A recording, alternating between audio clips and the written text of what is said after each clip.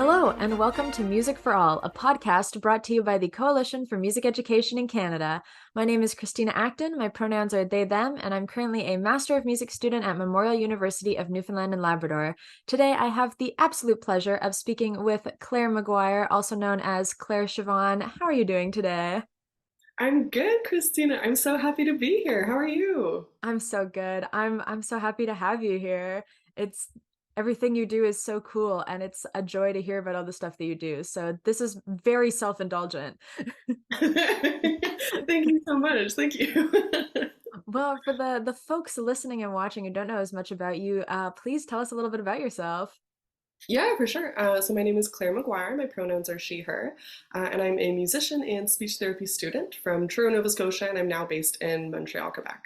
Right now, I'm an independent singer-songwriter, but growing up, I was in bands and choirs for years and years, including the Nova Scotia Honour Jazz program, the Nova Scotia Youth Choir, and the National Youth Choir. So I really benefited from all kinds of amazing kind of music programs growing up. And then outside of my singer-songwriter career, I've been doing a little bit of choral singing in Montreal here and there, but it's been pretty busy as a student. And I am almost on my way to being licensed as a speech therapist, so that will be my main gig as well as the music stuff is speech therapy. Wow, that is so cool. That's so exciting. So what role did music play in your life as you were growing up, if you don't mind me asking? Yeah, for sure. I kind of grew up surrounded by music. Like I really feel like it's like the main huge big thing in my life. I have a super musical family. There were professional musicians, singers, and music educators on both sides of our family. So in our home, there was always music playing. Like we have like a CD player that has like 50 CD slots. And so there would just be like whatever going on in the house would be, like singing, dancing. Like my dad would be like singing as he's cooking. So there was just music kind of surrounding us, even as little children. And then, of course, growing up, because we had such a musical family, we were all like myself and my siblings were all really encouraged to just kind of pursue whatever musical stuff we liked. So, we all took piano lessons. We all were in choirs for as long as we wanted to be, which for me was forever. We all were in bands, so symphonic band, jazz band, um, yeah, and then kind of branching off of that would be things like dance and musical theater and little like combos and ensembles. And I tried to start a girl band like every year since I was 13. That's amazing. Like I need to start like the Truro, Nova Scotia version of the Spice Girls. Like I need it. And it finally panned out when I was like 22, and it was like a folk band. But yeah. So I think I was really just completely surrounded by music growing up, and that's kind of such a huge part of my life now because of that. Yeah. Oh, that's so lovely. That's wonderful. Did you find that music had much of a more sort of personal benefit to you, either for like your physical health or your mental health or things of that nature? I think both. I think both, especially with the writing bit. Like for me now, I really use my songwriting to put a cap on an idea, which is kind of nice. Like if I'm really kind of like ruminating on something and thinking about it over and over and over again, I'm like, you know what? Let's make it rhyme. And then once the song is finished, my like thought process about this thing will be finished. Kind of Yeah. if that makes any sense, where it's like, okay, you know what? Like, let's wrap it up. It's almost like writing a persuasive essay about it. Like, okay, I'm gonna flesh out this idea. And then once the song is done, that's how I feel about that thing right now. I don't need to keep kind of like thinking about it over and over again. But I mean, even growing up, like I think the most sincere joy I ever felt was just when I was singing in a big choir.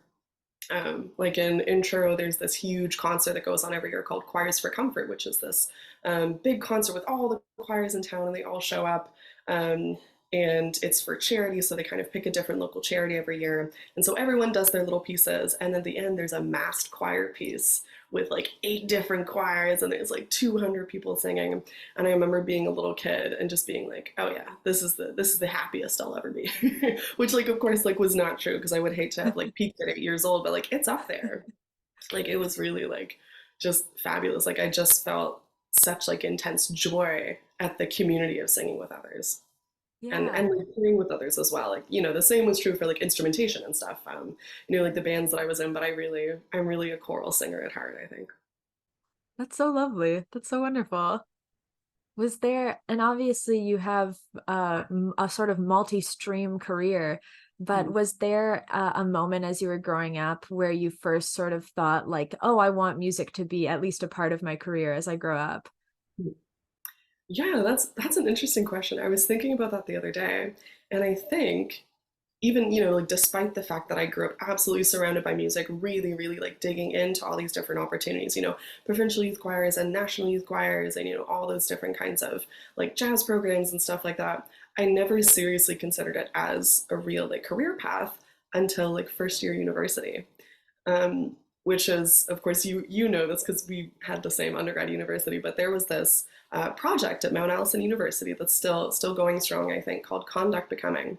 And I didn't know anything about it. I went to like the clubs and societies fair in first year and saw this thing, and they were like, oh, like it's a music thing. They were like playing music. There was like this really like friendly looking person like by the booth, and I was like, hey, what's up? And like if we had not chatted, I don't know that I ever would have started performing my originals. Like, funnily Oh, enough, that wow. was one of those like crux moments of like, oh, this is going to change the direction of your life. And it was like, oh yeah, we're a bunch of songwriters. And I was like, I've written a song.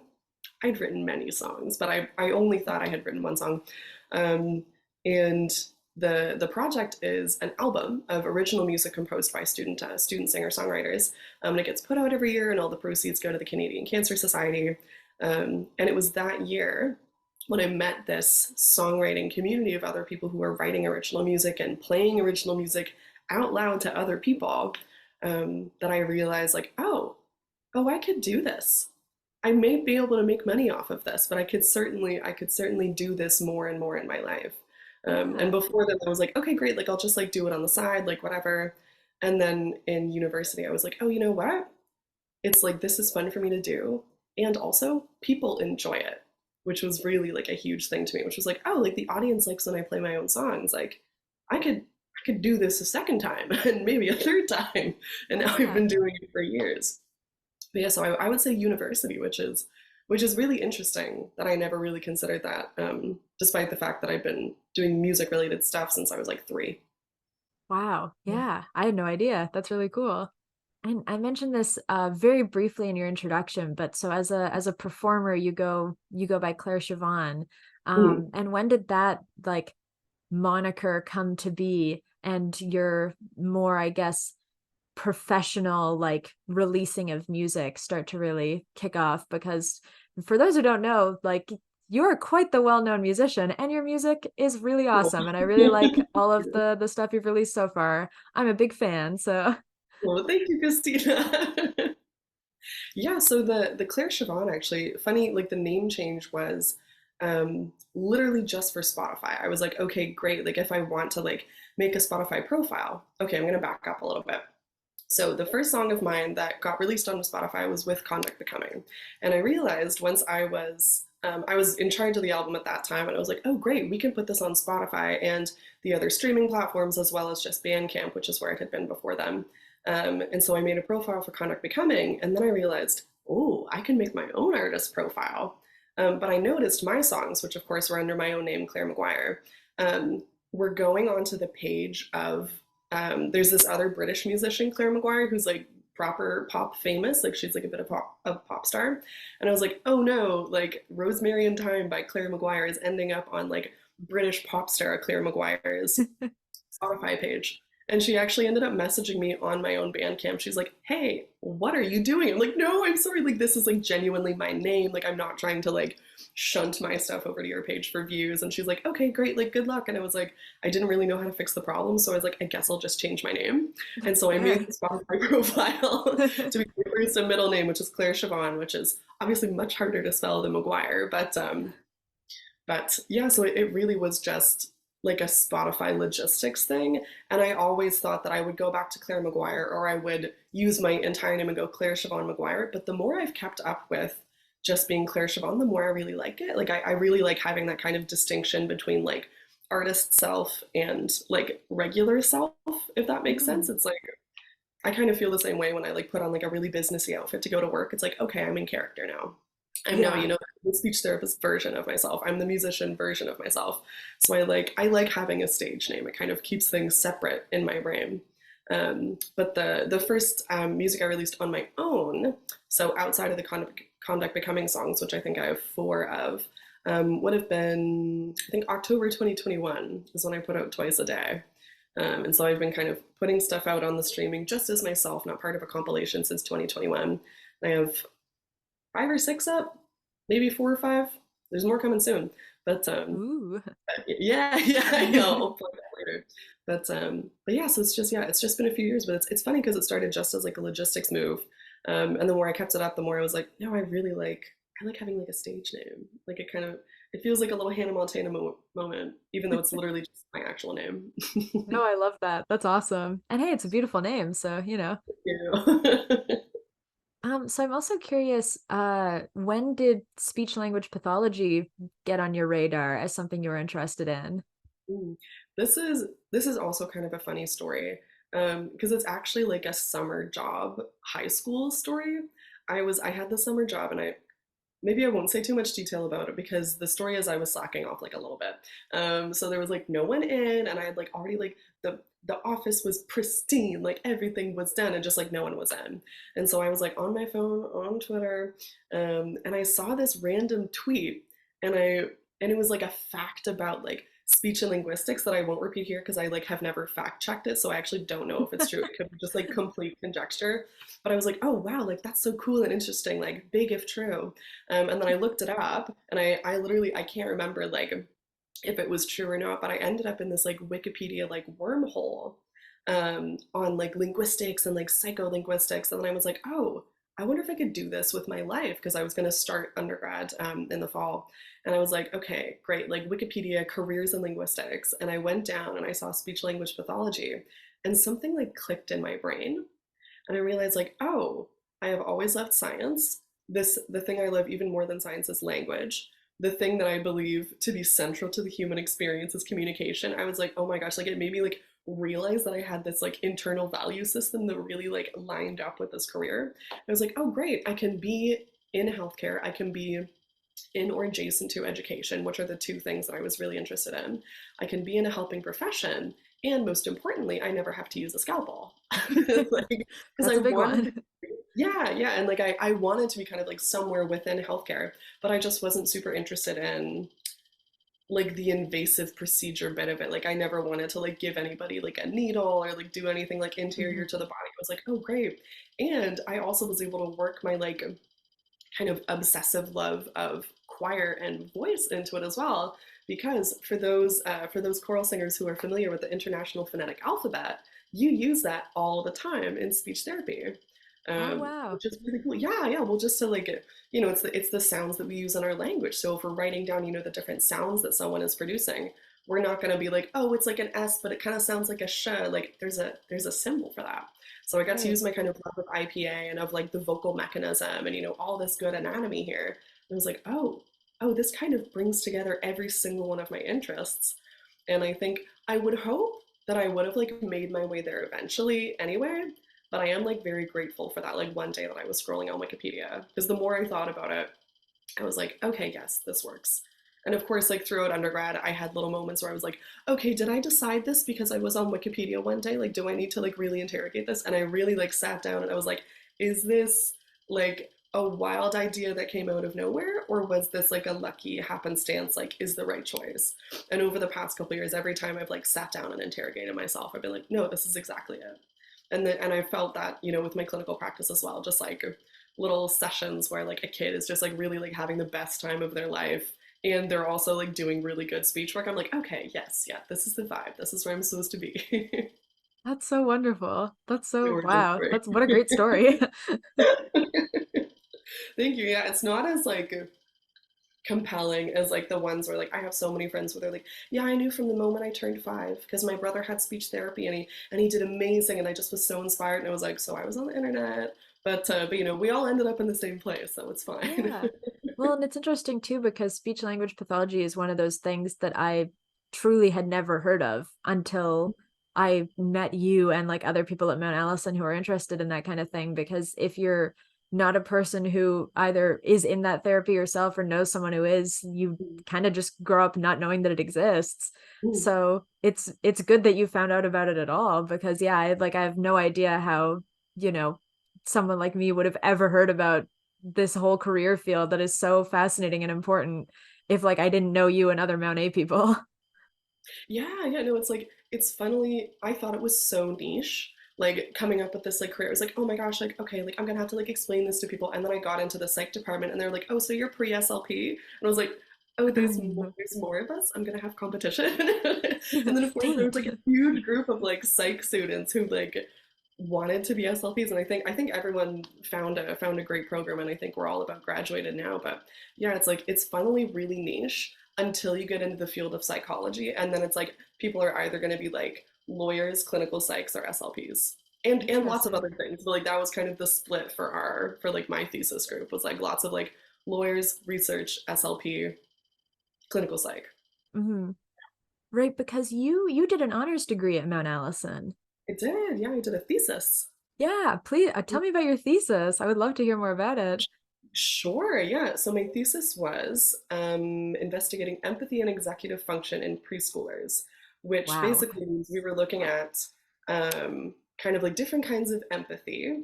So there's like I came up with a model that I don't think actually panned out, but I was pretty proud of it at the time. So there's a couple different kinds of empathy. One kind of empathy is like if your friend is sad and they're crying and you're crying and you're like, oh, like everyone's just sad at the same time and the emotions are like bouncing around the room. And then there's the empathy. There's like the there's food at home empathy, where like your Hmm. kid is crying because they want McDonald's, and you're a parent and you're like, oh, you know what, like I really want to get McDonald's. Like, no, that's what the kid wants. There's food at home. Like we have to keep going. Like where you're doing the thing that is good for the person in distress, Hmm. while being able to regulate your own emotions. So the kind of like ER doctor empathy, where it's like, oh, like I too want to cry with you, but I have to stitch you up. That's Yeah. how I imagine a doctor feels. I actually cannot confirm, have never been a doctor. So we were looking at those two different kinds of empathy with two kinds of executive function, which are kinds of basically self control. Hmm. So one kind is like the instinctive kind. Man, it's been so long since I wrote this thesis. There's one that's kind of just like your intuition, and there's one that's like a little bit more slow, like effortful processing, where you're like, okay, no, like I'm going to inhibit this behavior that I really intuitively want to do because that's the best thing for me right now. Like, if you see a dog and you want to pet the dog, but you haven't asked, and you're like, "Huh, oh, okay, I can't. Well, I need to inhibit that behavior and I need to like do the proper thing." So we were trying to see kind of if those, if each kind of self control or executive function matched up with one kind of empathy or the other. And then through a series of, preschool events, nothing ended up really coming to light. But it was really fun to do. And I Yeah. definitely learned about empathy and executive function. And I also learned that I loved working with preschoolers. Like I just had the absolute best time, like playing like puppets with these kids and like working on kind of like getting a preschooler to like sit down and do multiple tasks in a row, which like for those who have worked with children know is like it's a daunting task.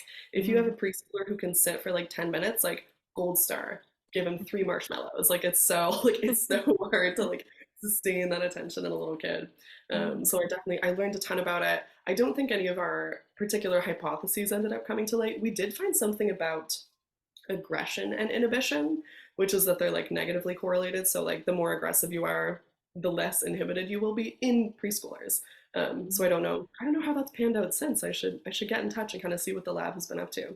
But it was, I mean, I had a great time. I had a great time kind of learning about the research experience. And it was really cool to kind of come up with my own model for empathy at the time as well, which of course, I don't know if that's been used since because I'm doing different stuff now. But it was a great time, and I really loved getting to know like, oh, you know what? Maybe I could work with preschoolers for the rest of my life. Like it was super fun. Wow. That's so cool. That's so awesome. I have no doubt that you did tell me about this before, but as you said, that was a decent amount of time ago now. So Yeah, yeah. I'm very happy to hear about it again. It's been a hot minute. I was like telling my like friends about it this summer, and I was like, oh my gosh, wait, what did I do? Because it was like undergrad really feels like years and years ago. Like when you're, Yeah. doing the masters, doing the next bit of your life. Yeah. So are you halfway through the masters or are you finishing the masters right now? I'm finished. I'm all done. So Oh my I've God. finished all the coursework. And then the last part of the whole program is just work for 60 days. So I did that in London, England, where we both were for a hot minute in the summer. So I did my internship in England.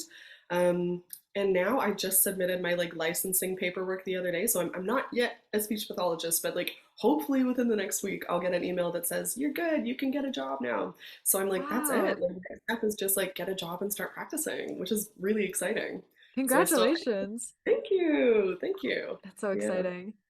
Thank you. Yeah, I'm like still describing myself as a student because I don't want to like accidentally say I'm a speech pathologist like before the licensing comes in, but like I'm like this close. Yeah. Hopefully by the time this podcast drops, you'll be I there. hope You'll be so. Yeah, certified. a license and everything. Yeah. Yeah. Is there any part of your research or your musical career or both that you're always like the most excited to talk about when people ask you what you're up to? When people ask me what I'm up to, I mean, I've just been plugging the EP forever and ever because I've got so for those who don't know, I have an EP coming out on October 6th that's called "Seek the Sun." It was produced and mixed by Aaron Costello. I'm very excited about that. So I do obviously like love talking about that. I'm like working on all the promo for that now. But when you sent me kind of some like outline for this interview a couple days ago, and I was thinking about like, oh, like if I could say one thing about like music and like and or like speech therapy or kind of like whatever it is.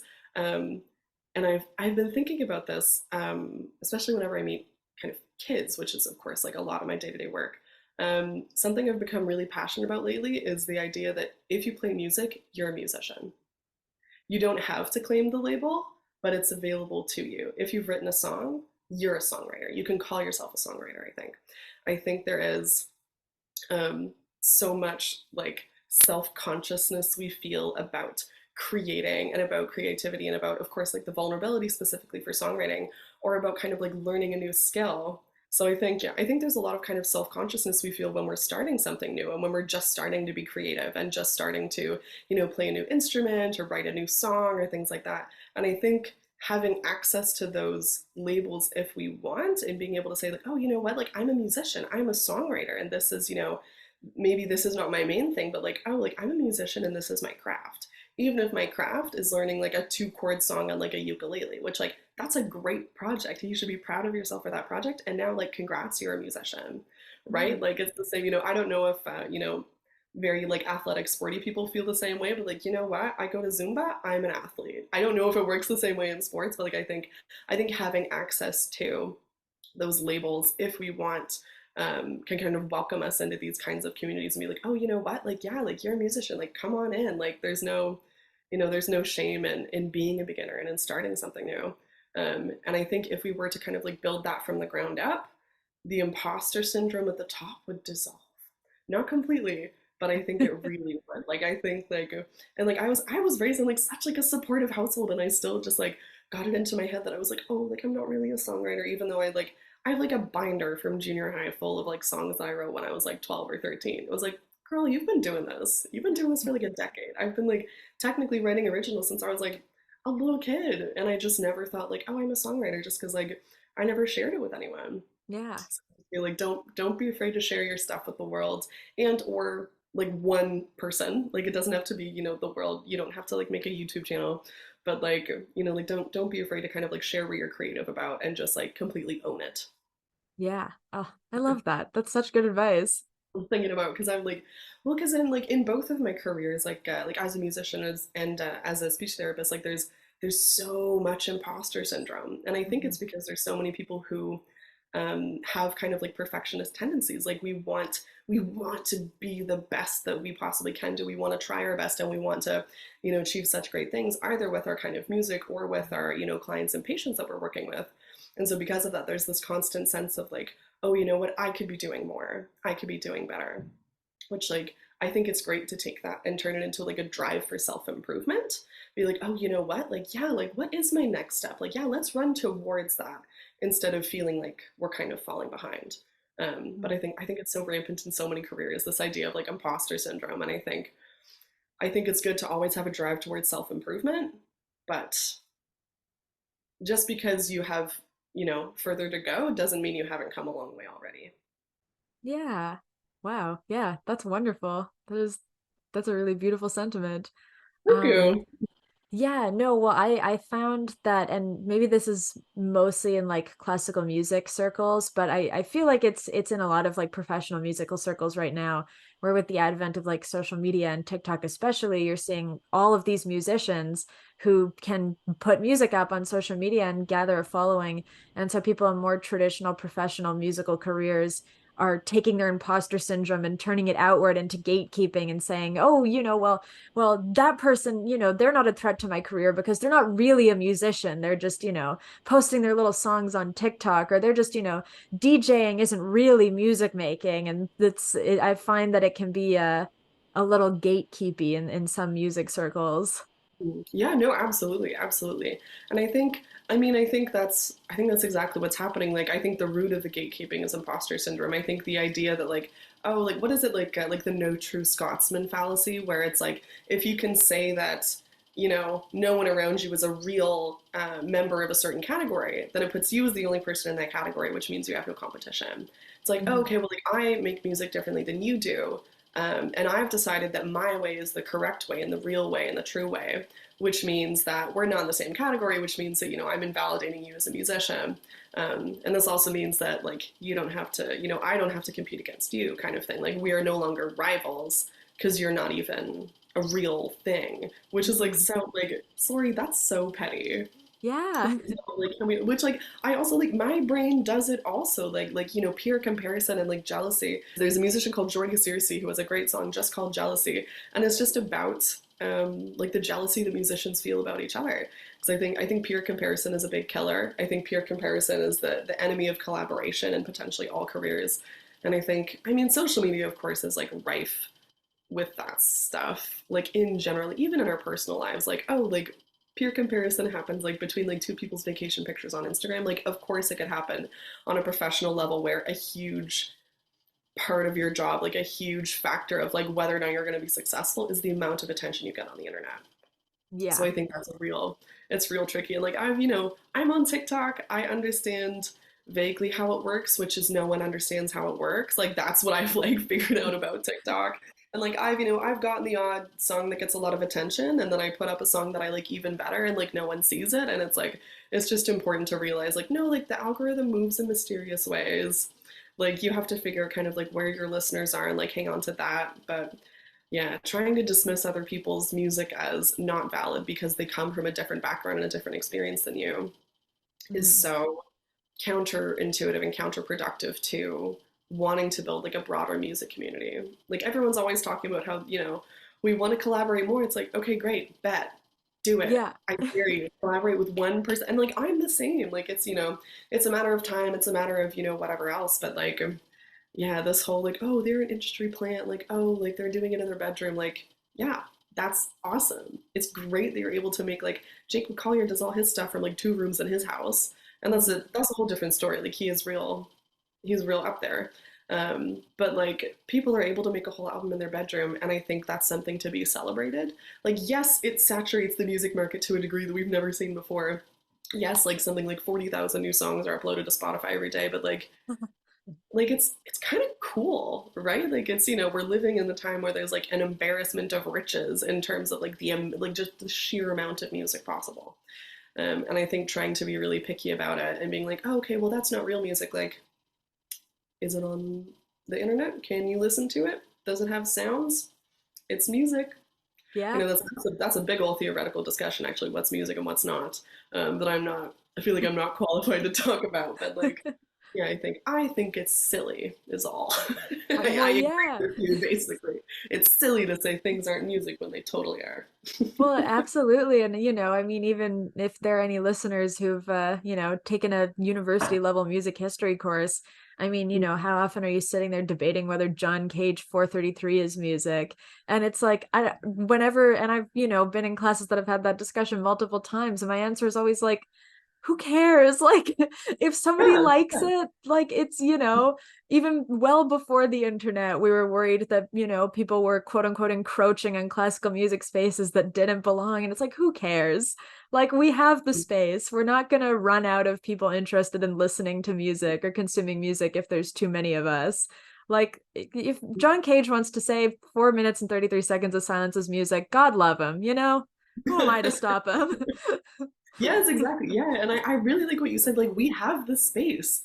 Like there's really like room out there for everyone, and like for every kind of music, there is at least one listener. Even if that listener is yourself, like congratulations, you have an audience. Like everyone, like there's room. I feel like especially in like the niche music spaces, there's especially room. Like why would you bother gatekeeping when your club has like 10 people? Like don't, like wouldn't you want that to grow? Like Yeah. wouldn't you want your listener base to grow so you could have more of a community? And I guess that kind of is the opposite kind of like value system and idea from where gatekeeping is coming from anyway, which is like, no, this is special, this is mine, and if other people see it, it's going to be less special. Which like, whatever. Like I don't really know like how to navigate that, but yeah, like we have the space. There's room. It does make things harder. Like streaming has made things harder for musicians to kind of succeed um, financially, but in another way, like the sheer availability and accessibility of music is something to be celebrated in a way. Yeah, 100%. And I feel like we've talked about this a lot already, but I feel like it's a good segue to sort of for me to ask it even more concretely, um, which is how do you think we as either like individual people or like a general society can make music education and music making more accessible in general? I took notes on this one. I'm so passionate about it just because I grew up so surrounded by music and with access to so many incredible programs. And I think the first big thing is increasing the visibility of the existing resources.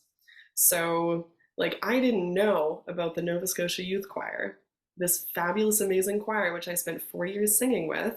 1 year as like a ringer, which was so much fun. They like called me up and they were like, "Hey, can you learn 15 pieces in 14 days?" And I was like, "Yes, I can because I love the NSYC."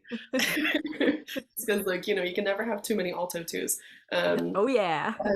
I hadn't even heard about it till my friend went and she came back and she was like, "Hey, I just did the coolest thing ever and I think you would really like it. And auditions are in like 3 weeks." And I was like, "What? How did I not know about this opportunity?" And it's just, I must have walked by the poster or something. Or like Mhm. maybe there were no posters. Like, but I think like there's so many musical opportunities out there for youth already, and I think just kind of increasing the visibility of that is really important. Like even if it's like like a flash mob at the local mall or the farmers market or kind of like what have you, like I think just like making sure to get the word out to the general public that like, hey, if you don't play music and you're 14, there's a way for you to start.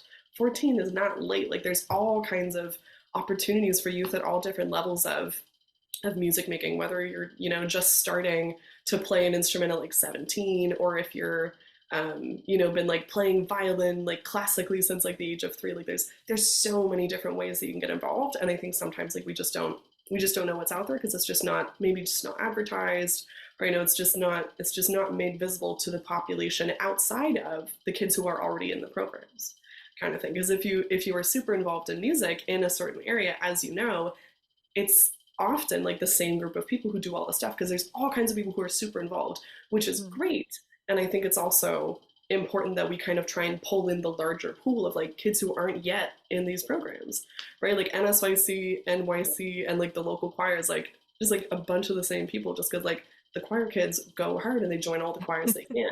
And I think it's important to be like, hey, also, let's just like get someone to like walk through all the schools, all the classrooms in an elementary school and be like, hey, by the way, if you ever wanted to learn an instrument, the school has a band, you should show up. It's like open instrument day. I don't know. Yeah. No, Increasing absolutely. visibility. And then in communities where maybe there aren't so many opportunities, I would say like double down on making the existing opportunities visible and making resources to other opportunities known. So if you live in a place where there's actually not so many music making opportunities and not so many programs, um, I think individual music educators can do a lot in terms of just being like, you know what? If you are willing to carpool with these 3 other students to, New Glasgow, that's where the Honor Jazz program is this year, which I think sometimes it was. Like this is like a long time Mhm. ago. It's like if you're willing to carpool, there's a bursary for the fee. You and these other students can go do this kind of like more like advanced music making in the next town over.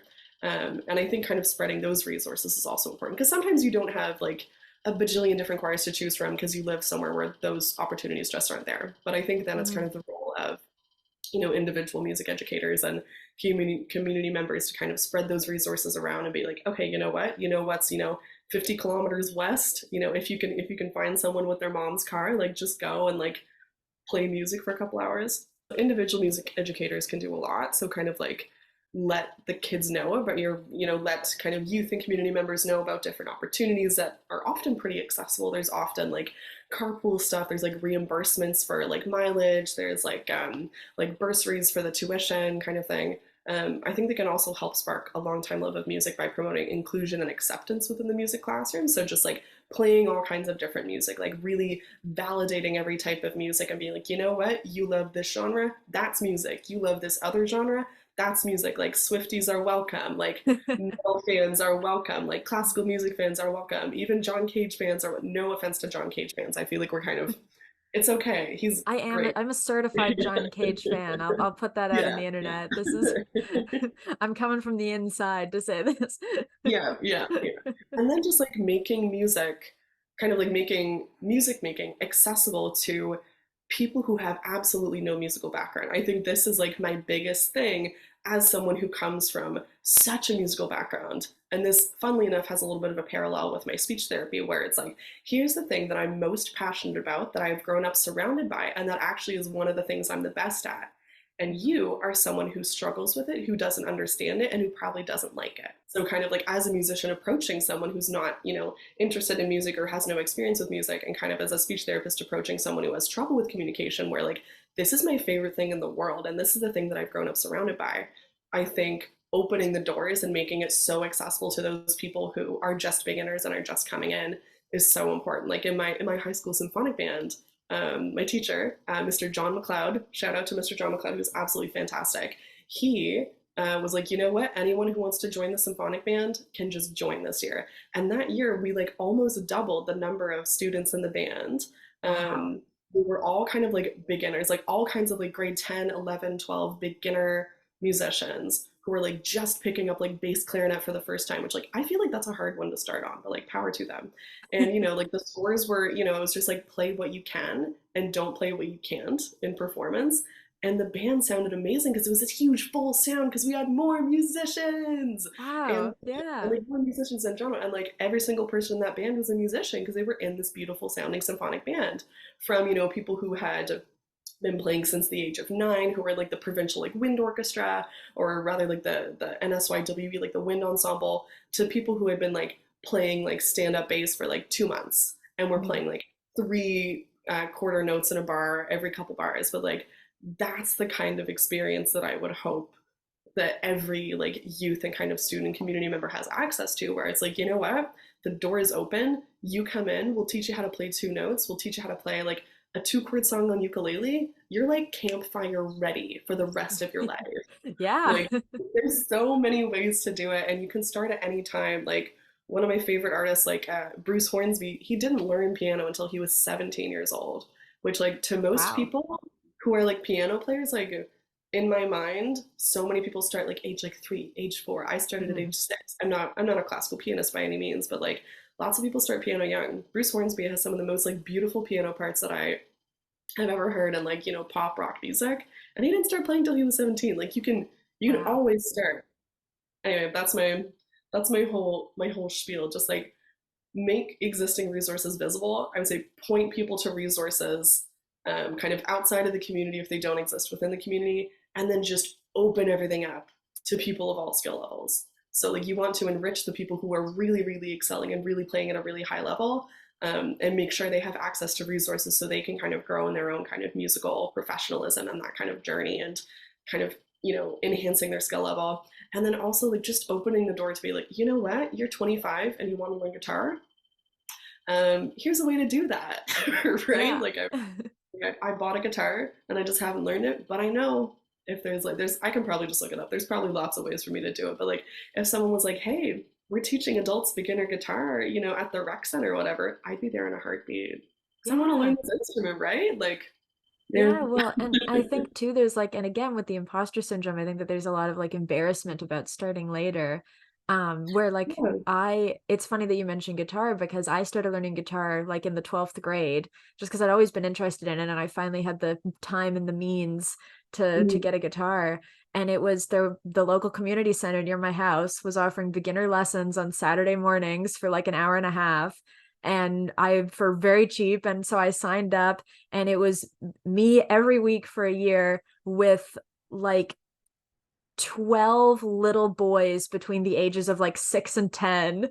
Oh my And, God. I was 17 going on 18. And, it's like a little embarrassing at first, but then you're just having a good time. You're learning the guitar, and the teacher was amazing. Shout out to J.R. Klein at the North Van Community Center. But it's like, yeah, it's easy to see these little kids and think, wow, by the time they're my age, they're going to be really good at guitar.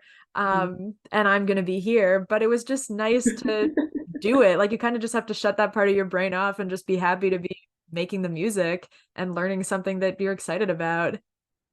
Yeah, yeah, absolutely. I love that story. Also, I can't believe I just like psychic like guessed your story. That's wild. Yeah, that was really Like funny.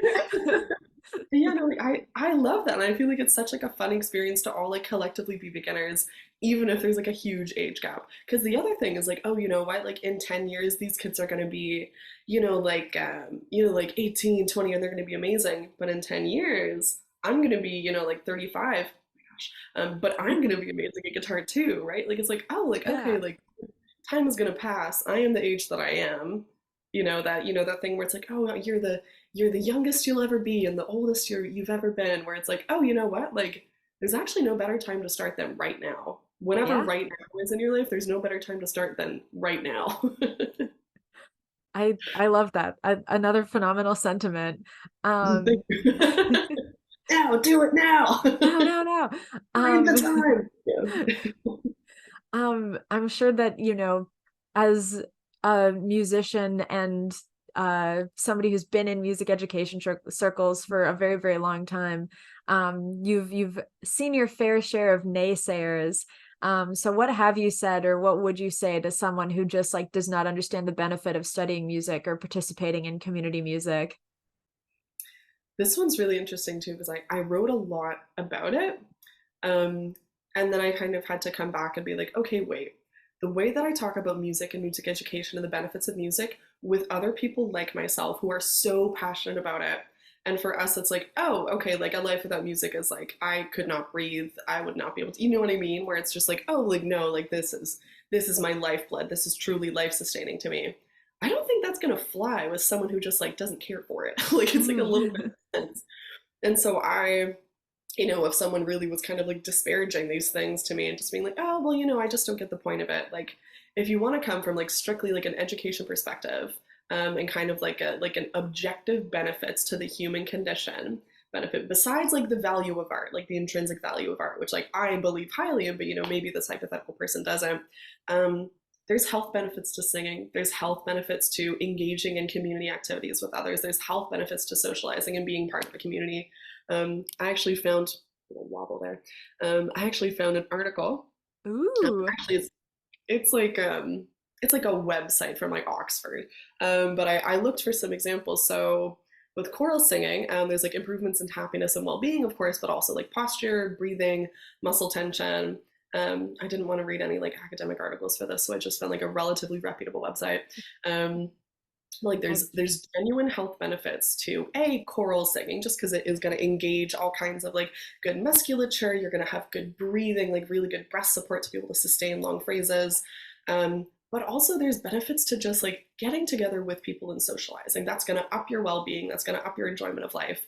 And I also have heard about all kinds of cognitive benefits to learning music in school. So learning music growing up, there's so many skills off the top of my head that I can think about that you need for music class. Even for studying music, like for learning to read music, you need to be able to do a certain amount of math. It's going to help you with your fractions, right? You need to know what a quarter note versus a half note versus an eighth note and a 16th note are. Kind of like understanding math and fractions. It's going to kind of train your hearing. Like it's good to have good, like musical hearing skills. You need to have strong communication skills, kind of to work with others. There's all kinds of teamwork. You need good fine motor skills to be able to operate an instrument and also to be able to learn to write some new symbols.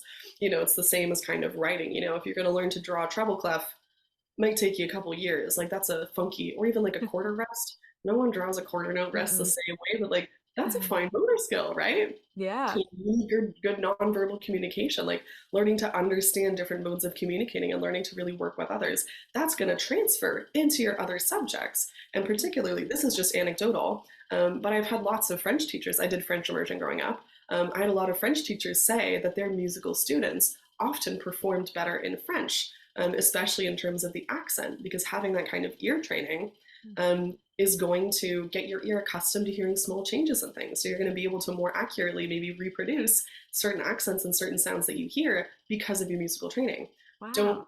quote me on this evidence based wise, but this is like the anecdotal stuff that I heard from like French teachers growing up. They were like, they'd ask me like, oh, or other students, of course. It was obviously not just me. They'd be like, you know what? Do you play piano? And we'd all be like, yeah, because everyone played piano. And it was the kids who were the most involved in music that often were doing the best in French. So I would say, like, for someone who's not super convinced about the value of music, like, if you're not into music for music's sake, there's all kinds of benefits that extend to other parts of learning and other parts of life. But also, music is as important to like quality of life and enjoyment of life and well-being and broader culture and cultural history as all of the other non, cause effect task money things are, kind of thing. Like music, visual art, sport is just as important, right? That has health benefits that can up your well-being and your enjoyment of life, and it's also really important to our culture or history, right? Like it's like, whatever this, hypothetical person who's disparaging music ed and music programs is interested in, like everyone has something they're passionate about. Everyone has something that they hopefully everyone has something that they like to do to relax or that they like to do to kind of enjoy themselves. That's the role that music plays for a lot of people. For us, like the two of us, it is living, breathing, eating, sleeping. Like it's so like crucially important to our like being and ourself. For other people, it might be like, oh yeah, like every couple weeks, every month or two, twice a year, like I take out the guitar and I play a couple songs. That's just as important, actually. Like it's just as important to have access to a sometimes hobby as it is to, have access to music so you can be alive in the world, Yeah. kind of thing. It's like it occupies the same space as all of the other really important things that enrich our culture and that enrich our kind of day-to-day lives. Yeah, it's super comprehensive, but you know how much I love music. No, and I totally agree. I think that's like again another phenomenal answer because yeah, it's, I've always been very passionate about how people should be allowed to enjoy and participate in music for music's sake. And, it doesn't matter if the kid who plays wind band all throughout K to 12, goes on to be a mathematician and never has a music career. Like, who cares? That kid enjoyed wind band. Like, let them enjoy wind band. But on the other side of it, it's always been an interesting balance for me of like, I think that those studies are important of how music is beneficial to like the physical and mental well-being. And I think that those are really crucial and certainly really crucial to reel in the naysayers who just like don't get it. But at the same time, I think then, it can open up a whole can of worms for me of being like, people are allowed to do things even if it doesn't necessarily have a positive impact on a job that is associated with benefiting capitalism. Like kids can just enjoy music and they should still be Yeah, allowed yeah. to study it. Like, Yeah, exactly. Yeah, yeah. And I've been thinking about this a lot just because, like, in the, this summer I like worked with all kinds of kids and they come from, a variety of different backgrounds and they were all raised with like very different ideas about, like what things are, good for you, and what things are bad for you, just like really simple stuff. And I just started kind of developing this like, okay, like how do I want to respond if a kid is going to bring up something that's like, oh, well, this is bad for you, this is good for you. And it's kind of like an in the middle thing mhm. where like maybe it's like ice cream or like watching TV or like video games or something, and it's like, you know what, I understand where that person is coming from, but also having fun is healthy. And I've just started kind of trying to think of stuff like that where it's like, you know what, like even if there were not, the evidence-based health benefits of all these different activities, they're fun and having fun is good for you, right? Like it's not where we have an activity where there's no evidence that it's causing any harm, like, and it's actually pretty fun. Like enjoyment is good. Like that's like at the base level, like it's good to have fun. Like Yeah. I think that's a good enough reason to, you know, support music education, to support music programs, because it's really fun. And with Yeah. fun comes, community building and friendship and, important social skills and stuff like that. And I'm already going down this train of like, oh no, there's like, auxiliary benefits and stuff like that. But like, it's just pleasing. It's just a Mhm. great time. And it's just like, Yeah. yeah, like it can just be fun. It could be someone's entire career path. It could be their whole life. It can be the way that they make their primary source of income, and it can also be someone's hobby. And both of those things are like just as important as each other. Yeah, Said like five absolutely. times already, so got Well, as many as you like. I was gonna say, I feel like this entire episode has been you dropping like so many really wonderful nuggets of wisdom, Oh, thank and you. important things to for people to take with them. But I'm still curious because I have it written as a question, so I'm gonna ask it anyway. If you could tell young musicians, participating in music or studying music at any level, like one thing, what do you think that thing would be? Okay, so I have And three I things. was gonna say, and it can be multiple things because I don't think anybody has done just one thing yet. Yeah, so the first thing is if you're under 18, so many places have student discounts and student memberships to stuff that is free or super, super cheap. So Music Nova Scotia right now has like a youth, I don't know what it's called. It's like a youth music something. It's like a youth membership where if you're under 18, for free, you can get access to all kinds of cool Music Nova Scotia stuff. Like the fee, as it is actually quite affordable. Like it's like a really cheap fee for like a full year of like amazing access to like awesome resources and like training programs, like conferences and cool stuff like that. But there's a free membership right now if you're under 18. So, and I think Ooh. lots and lots of other places. Like I couldn't name any other resources off the bat, but if you have a cool and good music teacher or other kind of music mentor in the community, ask them, be like, hey, I'm under 18. What do you know that I can get for free musically? Because there's so much. There's so many affordable ways to kind of like get different passes to stuff when you are young. Um, the second one is I think the importance of experiencing live music cannot be understated. This is something like every time I go see a concert, I have an epiphany of like, wow, this is awesome. This is so much fun. Like, I always forget how amazing being at a concert is until I'm there. And this goes for all levels of play as well. So, like, the concerts that I mostly go to are like professional music, like bands and stuff like that. Like I'll go to like a big stadium show where you like buy a ticket and you go listen. It's like Florence and the Machine, and she's like running around and jumping around, and there's pyrotechnics and fireworks and stuff like that. And I have enjoyed just as much like a community theater production of The Importance of Being Earnest in Sackville, New Brunswick, kind of thing, or like an amateur choir concert. Like I enjoy that just as much. And I Mhm. think maybe like that's those are two very different things. Like I have kind of a wide range of tastes.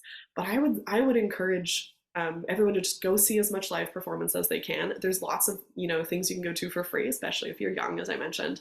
And if you want to use it as kind of like a professional development or like personal growth experience, kind of think about what you're experiencing and watching and just be like, hey, like do I want to do that? Like, if you're not a performer, be like, hey, like what would what do I see myself doing in this context? Do I Mhm. see myself as more of an audience member, which I often do? Do I see myself as someone who could maybe be on the stage in the future? And like maybe how could I do that? Is there an open mic in town? Like, is there this? Is there this? There's kind of room for growth there. And if you're watching people who are not yet at your level of ability, you can just sit there and appreciate like how awesome they're doing and how like brave they are about being vulnerable, about like being in this situation of like performance for the first time and just like being like you can be nostalgic and you can be the supportive older musician at these things, or rather the supportive more experienced musician. Like I know people who are older adults who had my same piano teacher when I was growing up, and the Christmas concert would come and it would be kids from age like 5 or 6 to 18, and then like this couple, the husband of which was like in his 70s, and he would get up and he would play like a beginner piano piece, and the room would go up because it was so cool to see someone like just putting themselves out there and like doing like, and it was he always picked like a really beautiful piece as well. There's lots of beautiful pieces that are very adult appropriate that are actually at a very beginner level. Just by the way, that's true for all art. There's a way you can make it beautiful without being very experienced. But like just to go to those amateur shows and be like, oh, you know what? Like, this is awesome. I remember when I was there and I remember how much I loved it and I love how much they're loving it. And that's what makes the quality of the music so good. And then going to places where the people are way more advanced than you in skill and just like being in awe of like how good they are at their craft and kind of, seeing yourself in that as well. So I'd say just go see shows. That's my second piece of advice. And my third and last piece of advice is, however many ways you get involved in music, the people you meet, get their contact info because like the longer you stay a part of the music community, the more people you're going to bump into who know people who you know, and it's really, really cool. So like Mhm. not only get their contact info to like hit them up if like you're in kind of thing, but also like just to like see what they do after. What I have really loved about like the social media aspect of music, for all the complexity that it has, is the way that it's enabled me to like see so many of my peers grow and achieve such incredible things in their music careers. So I would say just like keep in touch with people, get those cheap youth memberships, and get access to all kinds of free resources, and go see live music. Yeah. Oh, that is phenomenal advice. I love that. Getting involved in any kind of music community, like it makes so many other parts of the world accessible to you. Like I can move halfway across the world, but if they have a choir, I know I will find my people, which is something that is so incredible. And that goes for all kinds of aspects of culture as well, like, visual arts, sports, what have you. But music it's one of those things where like, oh, you know what? Like you will, if you can find enjoyment and community in music, you will always have that opportunity. Mhm. Ah, again, what a beautiful, wonderful sentiment. I love that Thank so you. much. This is brought to you by moving to England for 3 months and finding a choir.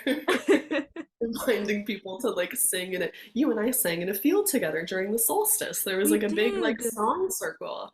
Yeah, and that was fabulous. And I never was able to go back, but I still think about it as this beautiful like we all came together and literally was on this like random like community message board app, and then people were like, oh, well, we're just gonna all like get together and sing in a field for the solstice. And we both showed up, and it was like the most beautiful night of my life.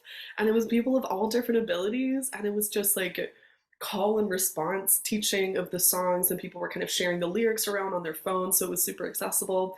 And we all just like hung out and sang songs, and it was the best. And like to Yeah. be able to do that on, like however many thousands of kilometers away from home and just feel so at home right in that like circle of absolute strangers except for yourself Mm, and Genevieve. Like um wild, just yeah. incredible. And I feel like, we're all friends for life now, even though I don't know anybody's name. Well, Right? and Like talk about like stuff that is for beginners, but still beautiful and for adults. Like none of the music we made was supremely complex, but it was gorgeous. It was yeah, beautiful. yeah. That was stunning. Yeah, yeah. Anyway, it connects people, it connects the world. Just saying.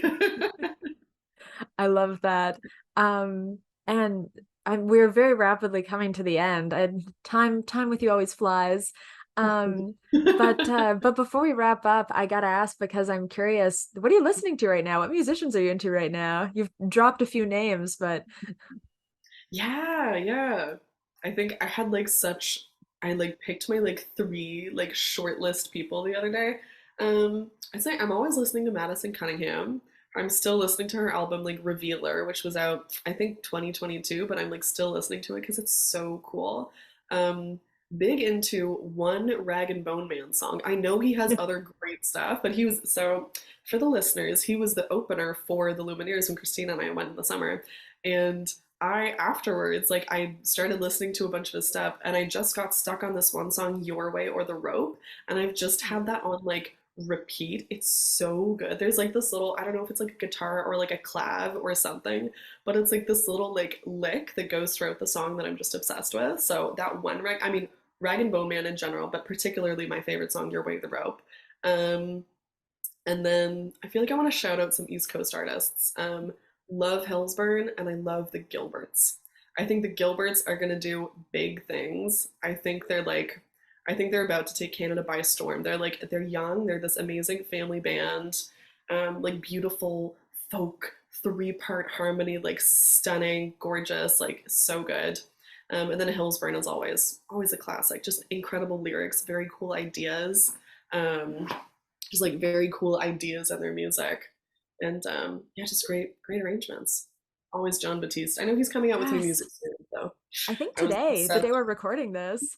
Ooh. Okay, great. Because I feel like Hosier is out soon with his Mm, new album too, which I've just been like waiting on those two albums all summer. Like, yeah. okay, great. Like the Unreal Unearth, eat the dandelion in the dirt photo, and then like that's like his album cover, and then like the new John Batiste, which like seems really cool and like psychedelic-y.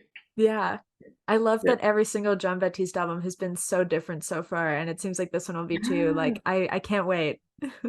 Yeah, no, I need to go listen to some of his older stuff because I've just been like listening to what was it called? Freedom? His Yes. album? Okay, I've Yeah. just been like, listening to Freedom like over and over. And I know he's put out other stuff, so I'll have to like go listen back. Yeah. He has on his first album, he has a great cover of Green Hill Zone from the Sonic video games. It's like a jazz piano arrangement. It's so good. I love that. Among like other really wonderful original tracks, but that one's just like so lovely. It's so fun. Okay, sick. I'll have to look that up. That's hilarious. I feel like I have to familiarize myself with like Sonic the Hedgehog first. Like I don't know that much about it. Gotta know the Sonic lore before you can dive Yeah, more yeah. into John Baptiste. Well, thank you so much for being here, Claire. It's always a pleasure chatting with you.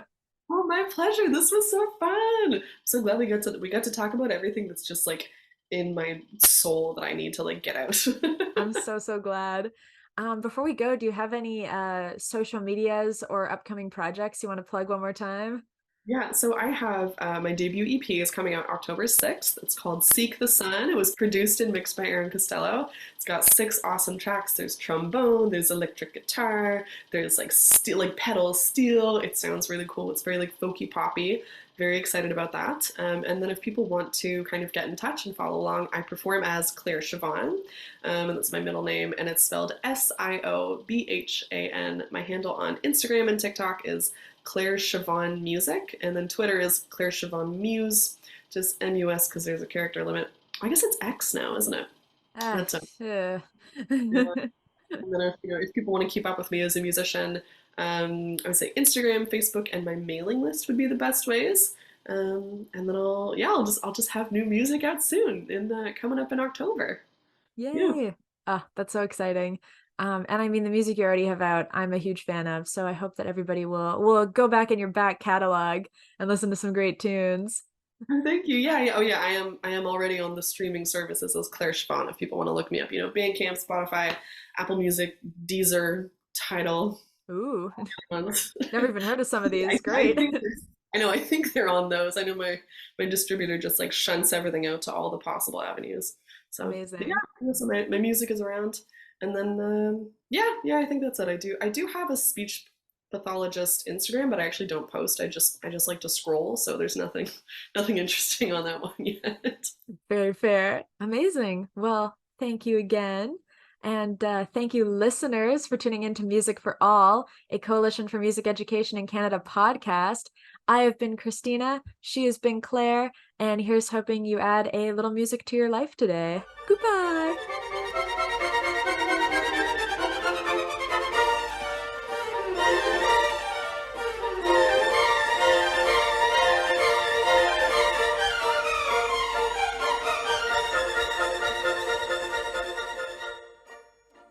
Thanks to our major funder, the NOM Foundation, as well as to our major sponsors, Yamaha, Long & McQuaid, and Cosmo Music.